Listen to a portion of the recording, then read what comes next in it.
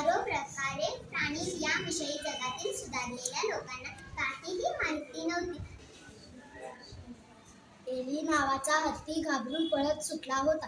त्याला असं सैरा वैर पळताना पाहून चिंचू नावाच्या उंदराने हटकले. त्याने हत्तीला विचारले, फार वर्षांपूर्वीचा गोष्ट. मगध देशात दयावन नावाचा राजा राज्य करीत होता. नावाप्रमाणेच राजा दयाळू आणि न्यायी होता. सन्माननीय माणूस गणित त्या विषयाशी मजबूत असतो. याविषयी फार भयंकर अति